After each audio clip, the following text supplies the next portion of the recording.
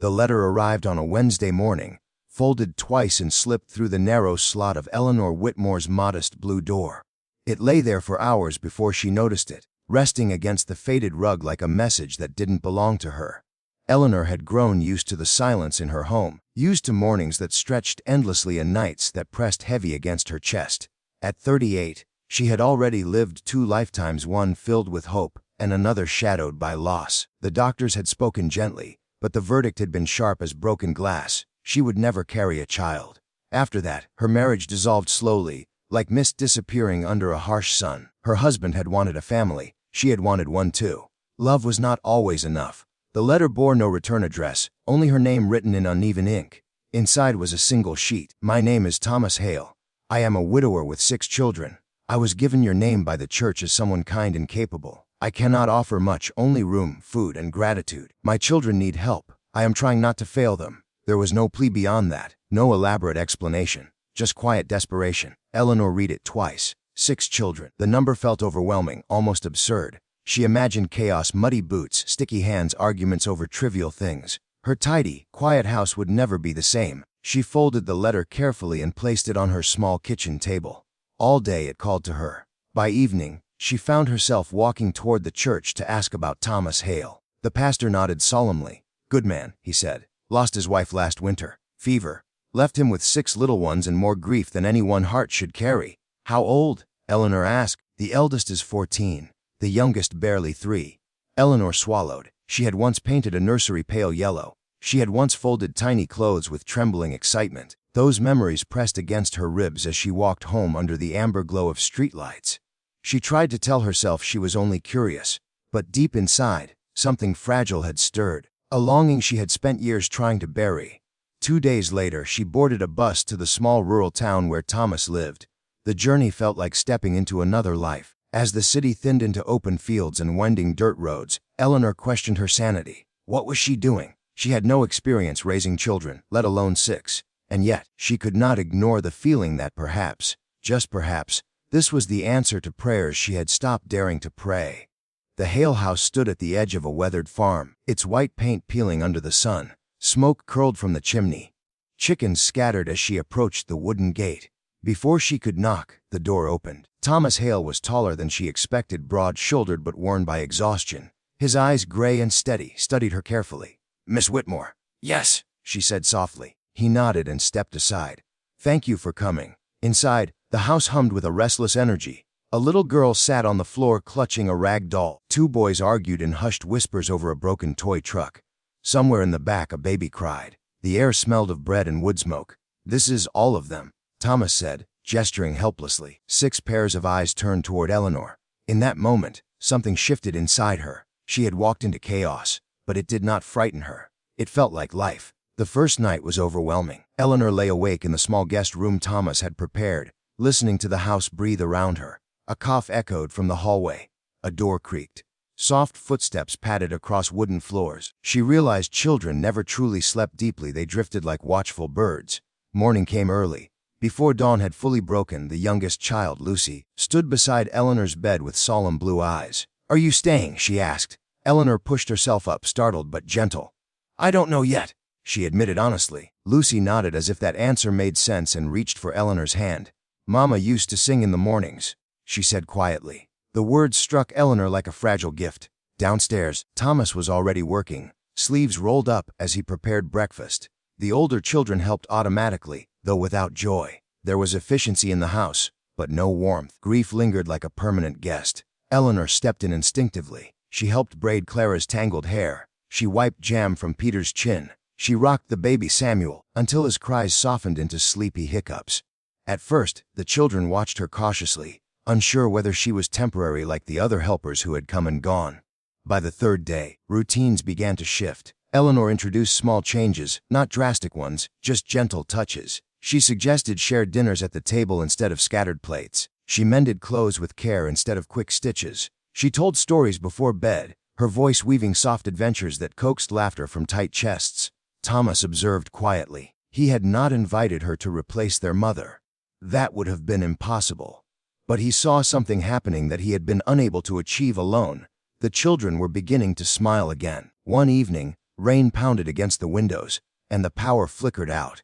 The younger ones panicked, clinging to Eleanor instinctively. She gathered them into the living room, lit candles, and began to sing, not perfectly but warmly. An old lullaby her mother once sang to her. Thomas stood in the doorway watching. For the first time in months, his house sounded like a home, but Eleanor carried her own secret ache. Late at night, when the children were asleep and the house quiet again, she would sit alone at the kitchen table. The joy she felt terrified her. She had not allowed herself to hope for motherhood in any form, and yet, with every scraped knee she cleaned and every bedtime story she told, she felt something growing inside her, a love that did not require blood. She feared it might be taken away. On her 7th day there, Thomas approached her as she hung laundry in the yard. "You've done more in a week than I've managed in months," he admitted. "I'm only helping," she said. He hesitated. "They need more than help." The wind lifted the sheets between them like a quiet barrier. "I cannot promise much," Thomas continued. "But if you choose to stay, it would not be as a servant." Her heart pounded. "Stay," he said simply. The word carried more meaning than either of them dared to voice. Eleanor stayed, not because she was fearless, but because she was tired of living a life untouched by risk. The children's acceptance came gradually, in small, sacred moments. Peter slipped his hand into hers while crossing the yard. Clara asked her to check her homework. Little Lucy crawled into her lap without asking. It was Samuel who changed everything. The baby had been restless for days, fever burning beneath his tiny skin. Thomas paced helplessly while Eleanor cooled his forehead and whispered soothing words. Through the long night, she held him against her chest, praying silently, though she had long stopped believing her prayers mattered. Near dawn, Samuel's breathing steadied. Exhausted, Eleanor wept quietly into his hair. Thomas saw. That morning, something unspoken passed between them. Not romance, not yet, but recognition. They were both broken in different ways. He by loss, she by absence, yet together they formed something whole. Weeks turned into months. The farm began to prosper again under shared effort. Laughter replaced silence. The children flourished in the gentle stability Eleanor provided, but whispers began in town. "She can't have children of her own," someone said at the market. "Why would he keep her?" Eleanor heard. The words stung more than she expected. That night, she packed her small suitcase quietly. She would not be the subject of pity or gossip. She would not disrupt what little peace the Hale family had rebuilt. Before she could slip out at dawn, Clara stood in the doorway, eyes brimming with tears. "Are you leaving us too?" The question shattered her. Thomas stepped forward, understanding instantly. "If you leave," he said softly, "you take the heart of this house with you." The children gathered around her, 6 small anchors holding her in place.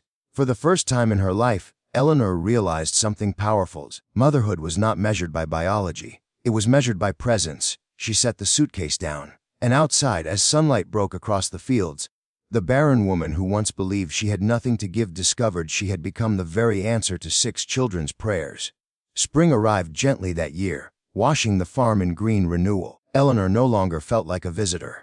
She moved through the house with quiet confidence, her laughter woven into its walls. The children began introducing her differently in town, not as Miss Whitmore, but simply as Eleanor. Thomas noticed how naturally she fit beside him at church, how easily her hand found his when the younger ones grew restless. He had not planned for love to return to his life. Grief had convinced him his heart was permanently occupied. But love, he was learning, did not replace, it expanded. Still, fear lingered. One evening, Thomas found Eleanor sitting on the porch after the children were asleep. "You deserve more than this farm," he said quietly. She looked at him, confused. "This farm saved me." He hesitated. "People talk. They always will. I don't want you to regret staying." Eleanor smiled gently.